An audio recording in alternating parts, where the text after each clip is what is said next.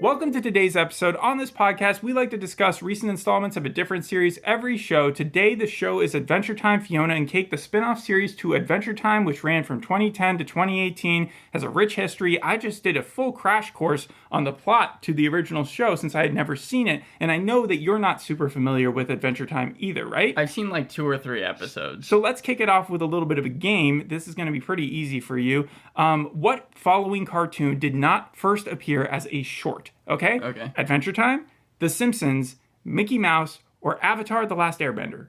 Okay, I know that Avatar: The Last Airbender had like a unaired pilot. I'm going to go with Mickey Mouse. Okay, so it was actually Avatar: The Last Airbender. You were right that it was an unaired pilot, but that's not a short. Mickey Mouse, think of Steamboat Willie. Of course. That's the famous short. Next question is, which of these cartoons has the highest IMDb rating? Over the Garden Wall, OK KO, Let's Be Heroes, Steven Universe, and Adventure Time. Okay, I know Adventure Time has an 8.7. I think Steven Universe 8.5. Over the Garden Wall has an 8.8. I know that for a fact. I'm going to go with the OK KO show. Has a 6.8, so that's the lowest. Over the Garden Wall was the correct answer. The funny thing is that all those shows were created by people who had previously worked on Adventure Time. Mm-hmm. So in a way, they are all spun off from the same series, and you can look even at the animation style and definitely see that. It claimed to have like ushered in the renaissance of Cartoon Network over the 2010s because of how they had kind of started slipping into the live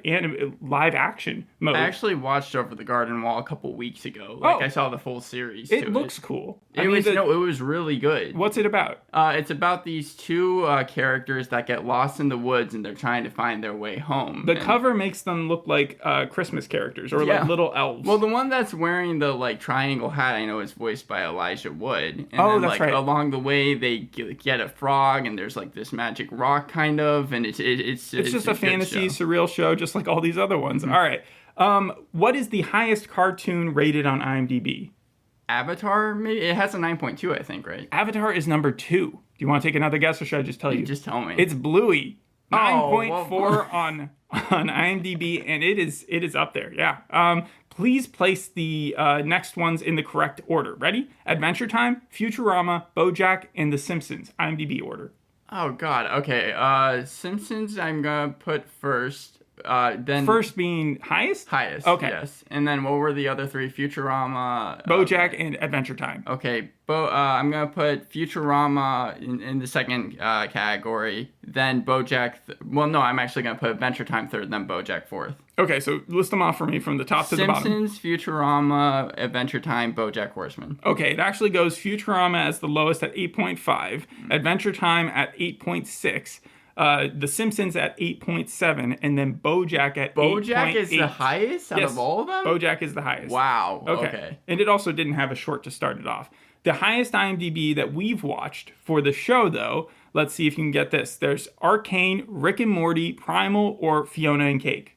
Okay. Arcane, I know, was really, really high at one point. So I will tell you it has dropped some, but I will not tell you whether it is dropped below these others. In that case, I'm going to go with Fionna and Cake first, Arcane second. Oh, you don't have to rate them. I was just asking which one's the highest. Which one's the highest? I'll guess Fionna and Cake. Fionna and Cake is tied with Rick and Morty. It was a trick question, but that is technically correct. Yes. Okay. I was surprised that Primal was only an 8.7. I would have expected Gendy Tartakovsky, but I didn't see the season 2 or maybe even season 3 that they came out with. It's been stuck at 8.7 ever since it came out. I remember when we were first reviewing it had an 8.7. All right. So as much as I'd love to just jump right into the show, there's no way of watching this, I feel like. Or is there? Because you watched all 10 episodes without knowing anything about Adventure Time. If you know Adventure Time, then yeah, you're going to understand the show a lot more. It's chock filled with symbolism, Easter eggs, callbacks galore. We're not going to get into that because we only have 20 to 30 minutes and we don't know enough. I would have to go back and watch every single one of the 300 episodes. But I do know that this was created by Pendleton Ward. He was fresh out of art school back in the mid 2000s. He was working alongside Nickelodeon in a lot of its projects. He comes out with this 2007 short that they air on Nicktoons, Adventure Time. However, instead of the main characters being named Finn and Jake, it was actually Penn and Jake. He had named Penn and Jake. Yeah, he had named the main character off himself. That short was up for some award, and so they had to actually put it online for people to see it, and that's where it became viral. It went viral on YouTube. It got racked up millions of views across platforms, and that's when he pitched it to Nickelodeon, and they said no. So then it took a few years. They finally pitched it again to Cartoon Network, and they said yes. It took them a few more years, and so by 2010, that's when the seasons started getting shuffled out there. Ended up with 10 seasons. It was an immediate hit, millions of viewers the first episode, and it was just an animated series about a post-apocalyptic land of Ooo.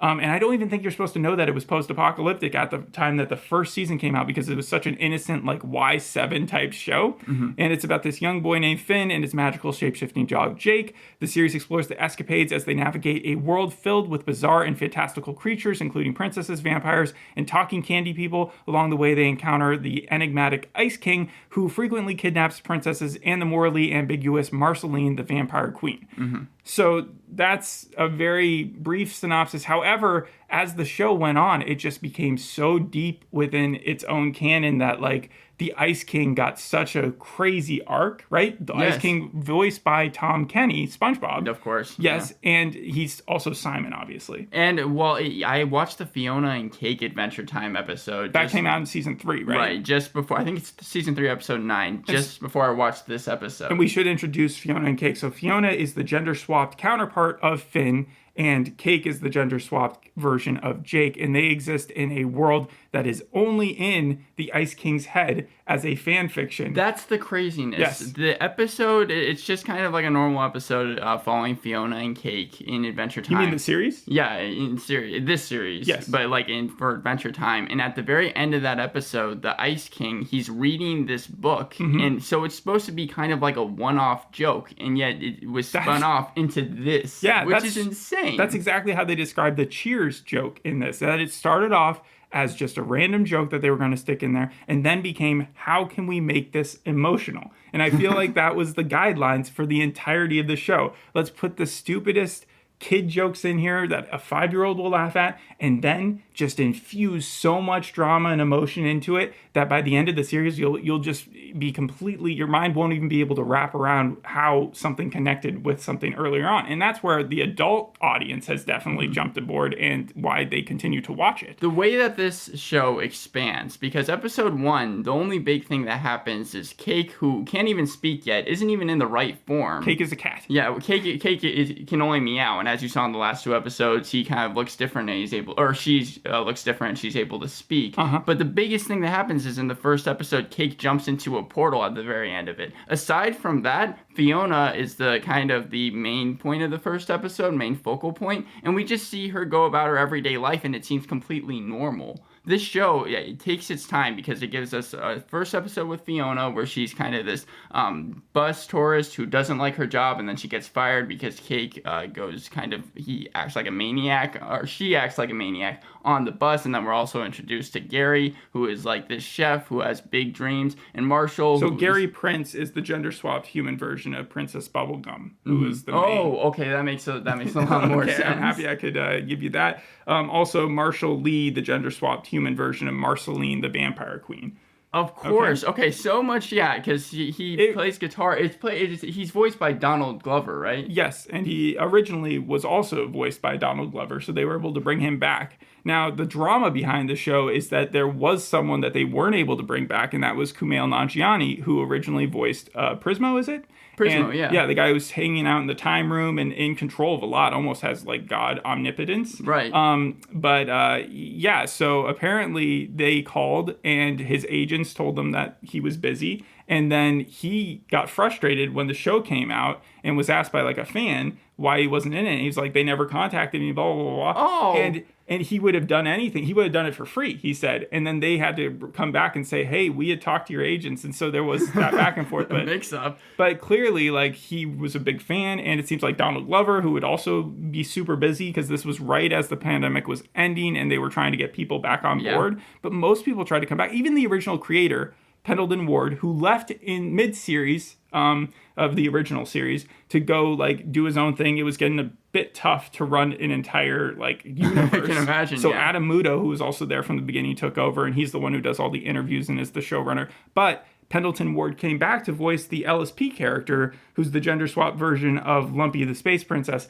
LSP, I think he makes the joke where he's like, LSP was in there. Yeah. And he was standing right there. Yeah. He's the guy who said it. So, yeah. And he's I the did one, see the last two episodes of this show. He's the one that screws up like the whole entire mission in episode 9, but we'll get there. So I want to talk about Prismo because he's my favorite character, Prismo the How much Wishmaster. do you see of him in the series? Because he's trapped in a box by the time I see him. He has his own episode. Oh, so cool. By episode 4, in fact, that was probably one of my favorites of the entire series. And how would you describe him? Like, what is his power set? So you remember in Across the Spider-Verse, yes. which I think that you can definitely compare to this TV show, and minor spoilers. Well, not just because of that. Yeah. Minor spoilers, but do you remember when Miles Morales is speaking to Spider-Man 2099 and he is describing the Spider-Verse, and you even see different Spider-Verses like the Andrew Garfield Spider-Man and all that stuff? Yeah. That's what episode 4 is, because the second episode focuses on Simon Petrikov. He's kind of in this zoo, almost like a 20th century zoo where people are able to watch him and see how he lives. And then at the very end of that episode, when he's trying... So it's like, was it Slaughterhouse? Yes, whatever? Slaughterhouse 5. Yeah. When he's trying to get passage to Betty, who was his wife, I guess. Okay, so Betty's storyline, like, you got that, right? Because that felt like the biggest soul moment of the show. Episode 8 is really when you get the backstory between the two of them. Okay, I'm glad that you got the backstory. Obviously, you get the full backstory in Adventure Time. Yes. I like how they make this crazy, dumb Ice King guy and then give him like a full round, like, this is how he became a crazy person. He existed before the apocalypse. He was so preoccupied with his work that he kind of missed his opportunity with his girlfriend. Mm-hmm. And yeah, Betty's storyline has all been about sacrifice and everything that she gave up for him. Oh, this show has themes of like existentialism, isolation, missed opportunities. I know, but like, it's weird to see this guy who was in the first season of this show, just the wonkiest villain, turn into like this really deep character who I feel like is probably my favorite, having seen just those last two episodes. Simon's a great character, and at the very end of the second episode, Athena style, Cake jumps out of the back of his head because again, the world is inside his head. And then by the third episode, the same thing happens with Fiona. Fiona and Cake meet up, and then the fourth episode, that's when they're transported. That's the end of the third episode, and in the fourth episode, that's when we get Prismo. He's the Wishmaster. He grants wishes. So once he grants a wish, those wishes turn into reality. And so he's sort of like the Wizard of Oz. He also reminds me of the Legion episodes where What's-His-Face was trapped in that icebox and he was able to like manipulate the forces around him. You're talking about the guy from Flight of the Conchords. Clement, yeah.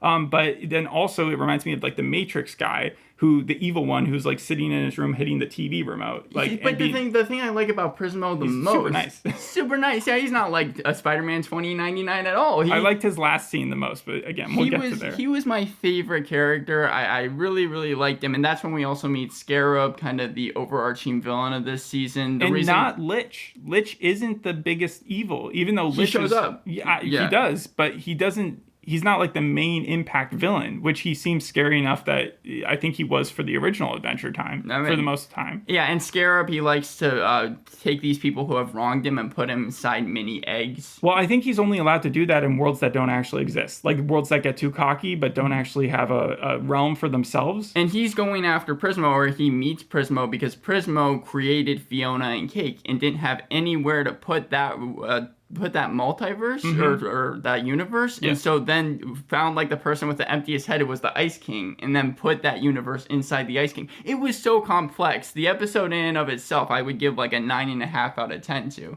because it really did. After 3 episodes of kind of what WTF is going on, I'll just jump to the reviews and say that they've been mostly all favorable. They have been all favorable. However, the one complaint is that the world building may prove too extract for new viewers. My thing was the first 3 episodes, I did not understand a thing that was going on. You could tell that behind it there was so much to it. The intro even, it was like seizure inducing. Yes, because if they stuck with the same intro all 10 episodes, then it's just these like weird television cuts of like this person like doing crazy stuff, and it's actually the different intro in the first episode. Oh, it completely is? Different intro. Yeah, but they tried to bore her life down. Yeah, because her whole motivation, Fionna and Cake, you haven't really talked about them, which is funny. That want to exist in a magical realm, but they're stuck in kind of a boring reality. Right. By the end of the 4th episode, that's when you actually get the plot for this show, because I'm glad that it took its time to introduce each just character. Like the actual show, it took them seasons before they really kind of delved into what the seriousness of everything was. The trio, Fionna, Cake, Simon, and Fionna and Cake know by this point that their world is inside Simon's head. Does Cake have an ability yet, though? I think Cake is given that ability in episode 4, because Cake can't even speak until episode 3, and then is given the right form by Prismo in episode 4. It's like that famous Dungeons and Dragons book, the something Chronicles or something, about the cat that like eats a biscuit and suddenly it can talk. I forgot what it's called. Go ahead. Anyways,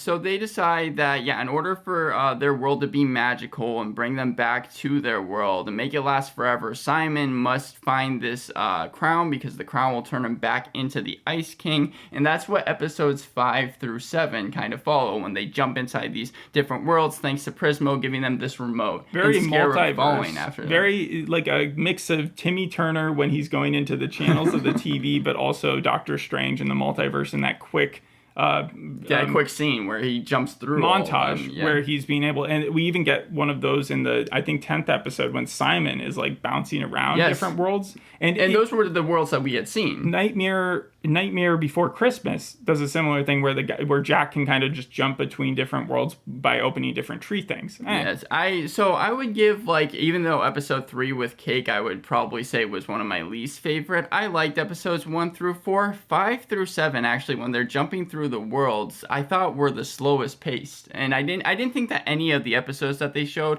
were bad. I think that I would all give them a passing grade in different variety, but episodes 5 through 7 were just the trio trying to find the crown for whatever reason. You even are introduced. Well, it's funny because like you learn in the first series, the Adventure Time series, that the crown is not good. It's corrupting. It's bad. So even the fans, I feel like, who of the original series would know, and I'm sure that they also had like foreshadowing of this, but that what they're seeking is not their answer. Yes, even Simon, he's the one that says that he needs to find the crown to become the Ice King. You can tell just from everything you're learning. I believe it's like episode 8, you see a video of the Ice King. You just see how much he's lost his mind, how crazy he turns out to be. He's basically running away from his problems, but tricking himself into thinking he's doing something justifiable and good. And the reason you also get different versions of Finn, who I know, of course, was the main character, and Marcel. Even little Finn showed up at the very end. Baby Finn. Jay, I think he's Finn's kid, and he's in episode 5. Jay, you're talking about baby Finn. Yes. The people that jump out of the tank are Jay and Destiny, though. They're from episode 5, and they went to this crater because they thought the crown was going to be there, and then it turns out that the crown had been destroyed, so they have to go to a different world. Mm-hmm. It's kind of like an Infinity Stone in that way. Yeah. Yeah. No, it is, because Destiny, she's wearing a necklace with part of the crown on it in episode 5, and she ends up having to give that stone to the trio before they go to a different world. But back to Doctor Strange for a second. Remember, she was looking for that book the whole time. Wanda was looking for that book. It got destroyed in one world, so she jumped to another world where it wasn't destroyed, right? Yeah. So that's kind of the same thing. The thing is, though, is that with episodes 5 through 7, they just follow a similar structure. Even the Winter King, who I was really interested in seeing, because that's how we start off the first episode. We get this like kind of dream sequence in Fiona's head where she's meeting the Winter King. I thought his episode was going to be that great. It really wasn't. It's just Scarab following them around, and then it turns out that they're able to take one of the crowns, and then episode 8 through 10 is when we get the conclusion to the story. Now, before you get to 8, well, actually 8 through 10 is correct. So with the first episode, I found it surprising that has the lowest IMDb rating out of the group, but I also found it surprising that episode 9 and 10, the finales, didn't have the highest. Really? Yeah, the highest one was episode 8. So I'd love to hear what you thought about that. That makes sense. I would give episode 9 and 10. I thought they were better than episode 8, but it gives you kind of the context to the whole story. Really, it's just labeled Jerry. Their remote gets broken, and then you meet this character, kind of side character, might have been from the original series, called BMO. He's the cross between a old-fashioned TV and a Game Boy, and he kind of gives his life for the remote to keep working. That's not really the main story. The main story is Simon, and he's telling how he met Betty to Fionna, and it's their romance. And there's really a couple things that show how bad, or I guess Simon didn't realize how bad his relationship with Betty was because I he related kind of to, manipulated her. I relate it to like the Scrooge thing where like he travels through his past with the ghosts and then he realizes slowly but surely like how he was how he screwed up. Yeah, because Simon, he was this professor at this old university, and Betty was the only one who was really into what he was talking about. They even had a short exchange where they like reached for the same book, and she was just kind of really fascinated by him. And at the very end of him giving this lecture, which it seemed like no one else was into, everyone leaves except for Betty, who walks up to him, and then they both agree that Betty will miss her trip that I guess she was going to have to Australia, and they would just go on kind of this excursion together. And I'm not calling this show preachy, but it is a kid's show in that it will tell you that message, repeat that message to you, and do it in a creative way, give you the music swells, make you feel the emotions, but there's no way you're missing that by the end of the last 2 episodes. My thing is, as long as you don't mind it, and I definitely did not, yes. I don't think that it takes away from the show that much. Yeah, but if you figure this out in like episode 5 and you're just watching it play out, I can see how you might get a little bored, but at the same time, it's just so,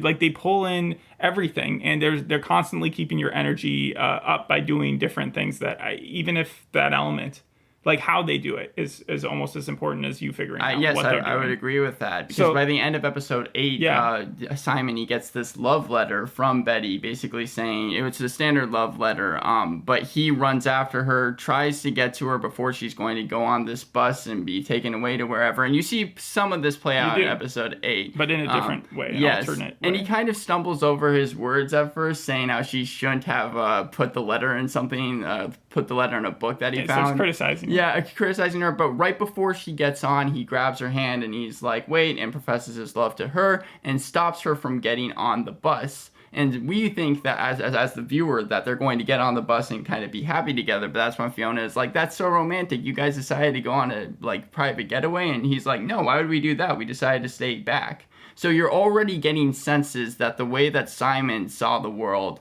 wasn't as good as maybe he thought. Yeah. And that's only explored more when you get to episodes 9 and 10. Casper and Nova. I am kicking myself that you saw episodes 9 and 10 because you asked if you should, and I said yes, and I feel like it took away some of the experience for you because this show is, I think that episode 10 is more a closing arc to the full series rather than just an episode. Yeah, I mean, people are still asking if they're going to come out with a second season. And I hope they do. But the original show had a lot of similar themes when it came down to everybody searching for one thing really hard, like that they thought was going to save themselves or their world, and then kind of having the monkey's paw effect where the character gets what they want. And in this, we see the Lich get what he wants, which is just the destruction of everything. Yeah, in episode 8, he's like sitting on a pile of dead bodies, and I think that must have been explored. That's just a version of the biggest villain getting exactly what he wanted, and then feeling like apparently this is the most emotion we've ever seen from that character, so it hits hard. Him just complaining to this god-like being, the Goal Bee, which is part Betty, because in the end of the original, because you kind of have to understand this, Betty gets back with Simon, but then they both get stuck in this primordial, like, super being, the Gold. Gore Betty, right? Yeah. Yeah, well, no, it only became Gold Betty when she, because she had magic powers that she took from a guy named, like, Magic Man, sacrificed herself and became that thing. Like, she absorbed it. And so she's, like, mostly crazy, kind of like how Simon was mostly crazy with the crown, but her power is so much more... Like, it's just, I think she's more powerful probably than Prismo, but I don't know. I mean, the point is he was trying to reach her, and she was stuck in there somewhere, and that's why that character or that thing was making him do stuff or stopping the Scarab from being able to attack him and stuff. Because the Scarab is still trying to destroy those worlds, right? Yes, because in episode 8, Fionna and Cake are able to make it back into the world of Simon, but right before Simon puts on the crown, he falls through this portal, and coincidentally enough, it was when the Scarab was about to, like, decapitate Simon. So it kind of all worked out in the end, and then, episode 9, we're able to see Betty's power, and also throughout the, like, episode 6 and 7 is really when it's highlighted, but Gary and Marshall get together.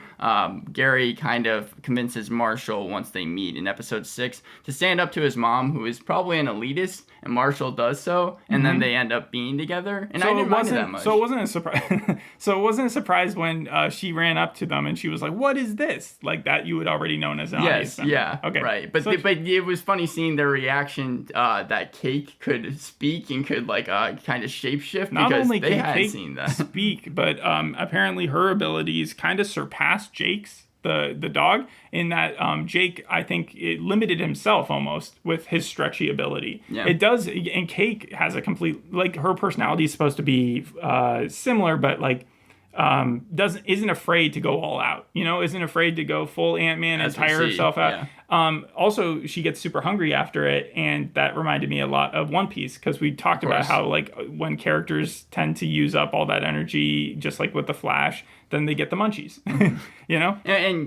then we get Yumulak, or at least the person who voiced Yumulak, playing Shermie in this episode. Sean Gemborn or Braun. Yeah. Yes, Shermie, because Shermie is mind controlled by Simon, who's trying to kind of figure out the whole entire Betty quest. Yeah, so Betty sends Simon over to a world, his consciousness into this what is it? What is he? Shermie. He's like a rabbit, I would say, yeah. And then Simon needs to find the crown still, so he finds this game that will give it to him, and the game has a moral arc. So it's like a dream within a dream, because I don't know if I think that world was real that she sent him to, but since he was still standing on that platform, maybe it wasn't. Yeah. No. Well, actually, so I think the world was real. So he was, he was just playing a game that actually existed then, I guess. Well, yeah, like the Casper and Nova, yeah. Yeah, so that actually exists. She made that game to exist. I don't know. Right. Point is, he gets a moral lesson that way. Yes, and that's what the next, I feel like the rest of the 9th episode and the 10th episode follow, because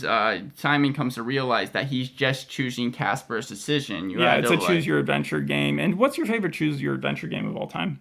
Oh, I don't even know. I mean, there's The Walking Dead. I would there's probably The pick The Witcher Walking 3. Dead. Yeah. And then I think the best one that was very comparable to this, because it also is a dark, existential, serious Y7 thing. Y7? Yeah, it's Undertale. You play that super innocent character. The nice characters are around. Even the bad guys have like their comedy, and there's nice skeletons and stuff. But at the same time, it's a super dark story, and you can die and stuff. Well, I think that this doesn't Adventure Time Fionna and Cake. Yes, like a tween could probably watch it and be fine, but it's supposed to be an adult series, right? No, I mean, it's not on Adult Swim. I think kids watched it at the time, because I mean, I took all the animated shows that I had seen this year, and I kind of put them all together. I had Velma, Agent Elvis, Unicorn Warriors Eternal, Royal Crackers, Clone Eye, Futurama, Captain Fall, My Adventures with Superman, Solar Opposites. I might be missing one or two, but I think that Adventure Time Fionna and Cake takes the cake in terms of animation. Nice. The only one that could even really kind of be comparable in terms of how good it is Unicorn Warriors Eternal, because that is more, I think, unique than the animation here is, but it's beautiful throughout all 10 episodes of this show. Yeah, speaking of animation, the Pendleton Ward guy went on to do, even though he still did the voice here, he wasn't like part of the actual script writing or anything, he went on to do the Midnight Gospel. So. Oh, really? Yeah. Yeah, because that's actually one of the comparisons I had to this show. Sure. Along with really adult shows like Dark and Haunting at Bly Manor. I even put WandaVision and Loki in there because of the whole entire multiverse I have aspect. a whole list of comparisons as well, but let's finish up with episode 10. So Simon has this epiphany that Betty has kind of like shown him that he should have taken her thoughts more seriously, because she was pretty obsessed with him, but like that... He needed to be told it by that other character. Again, too. he was about to go on the bus with her, and that's why it reminded me so much of Haunting at Bly Manor, because even Betty knows that when they're going on the bus... I know what you're talking about. So he's able to relive that memory, but she's able to be there as well and give her thoughts. And be like, but this obviously is not how it happened. And then he's able to find out that Fionna and Cake are in trouble because of the cell phone that was magically given to him. One thing, the finale was able to bring back almost every single character that we had seen throughout the series. HBO made them map out exactly how they wanted the 10 episodes to go, something they hadn't had to do with Cartoon Network. So I think that probably helped them with making sure that there were no loose ends, or the loose ends weren't that important. Even the manager of the tour bus, who was there for like one scene in the first episode to fire Fionna, shows up out of nowhere. Like I said, you have Jay and Destiny and the squirrel. The squirrel I did not like in episode 3, but I think it's voiced by Mark Maron, right? Yes. Yeah, Yes. yeah, he shows up, and not only that, you get a lot of Easter eggs, like the strawberries that Fiona has to eat. In the third episode, I think it's Cake that eats them, and yeah, they make him either big or small. But while all this is going on, the reason that they're in trouble is because you have the Scarab who's just destroying the fake universe inside the head. All due to Ellis. Because Ellis let the Scarabs out. Yeah, and so like he's tearing up the world in the style of that famous Looney Tunes episode, Duck Amuck. Where Looney Tunes? The 1953 episode, probably my favorite Looney Tunes of all time, where you've got Daffy Duck who starts walking through like the different scenes, but they start erasing him and stuff and changing his outfits. And I think it was like the first kind of use of where you'd hear the illustrator's voice overtoned it. And that's kind of what he's doing, because he's ripping the script off the pages almost when he's just tearing off things. And you can see like the white behind the drawings and stuff. And so then Prismo has to, or actually Simon does have one more moment to show that he actually has changed. He picks up the crown like he's going to put it on, and then he throws it away. Yeah, well, he throws it away at Fiona's kind of warning, because she says, don't put on the crown. But even if, I think that instant, like, I'm going to put it back on, he actually wouldn't have. Like, I think that he already knew enough where he was going to just push away the one thing that he had put his entire life into. He just threw away, and that showed his true, like, maturity. And then later on, when everything's resolved, you see him like taking therapy, and the person he's actually getting therapy to is Finn's mom, who is Finn's mom is a robot, and she's actually a bunch of robots. Oh, like Umbrella Academy. Sort of. She is like locked up somewhere, and her consciousness is like in a bunch of places at once. And the people we see, the dog, the kids, I think the kid's name is Astrid, all kind of watching him at the zoo, were people that we saw in the second episode that were kind of asking him questions. So again, they brought back those characters. They brought back Choose Goose. I like that character a lot more than I thought I would. He really only shows up. Yeah, he shows up in the first 3 episodes. He speaks in verse all the time, but he's the only passage or only way that Simon in those first few episodes tries to meet Betty. And I liked his character a lot. And the overall finale, I would give like a 9.5 out of 10. Well, we still have to describe it. So Simon takes the world out of his head, and it's like a dandelion. Dandelion, yeah. Yeah, a weed, something that you wouldn't technically want, but at the same time, it's like the never-ending story, where it's like your imagination, and everybody has a piece of it, and it has to grow in the magical reality. So he takes that out. He passes it off to Fiona in his head. I don't remember if you told me how Prismo got into the cube. How did he get stuck? I'm not really sure, because I thought that was just where he was supposed to be. That was his job, because we get to see him watching TV and universes the whole time. Yes, but like he had to bust out of this cube, and then he was able to help out. How he was in the cube? You mean the cube in the water? Okay. Yes, yeah. I mean the cube. Yes, Scarab was there, and that was a result of Scarab. Prismo tried to hold them off so that Fiona, Cake, and Simon could get to a different world. That's why he passes them the remote, and then Scarab, puts him in that small. All right, so he breaks out of the cube, and now he's able to help, because that universe is now technically real, because it's outside of Simon's head. And in a way, this is like a callback to the fans saying, like, anything you want to do with these characters, don't let the illustrators stop you from dreaming up whatever you want. The Misadventures of Flapjack is its own reality, which they show in episode 4. That was a surprise. Completely different Cartoon Network TV show. Well, same creator people, but not Adam Muto, yeah. But a different universe. It was that I really enjoyed seeing that. But yeah, actually, I think the Misadventures of Flapjack, did that come out before Adventure Time? I think so. So I think that was the series that Pendleton Ward was working on with Cartoon Network when he had the connection to pitch Adventure Time. Okay. There was some show that he was working on at that time, and he brought a lot of the staff with him to do. It was probably that one. So yeah. And so Prismo at this point, with his help, with Simon's help, with everyone's help, they fight back the Scarab guy, and then they stick him into an egg, like he wanted to do to them. Yes, they also get crushed by a tank. The tank was from episode 7, Marceline, again, it was a villain. Baby Finn. Baby Finn, I think, was from episode 8, if I remember correctly.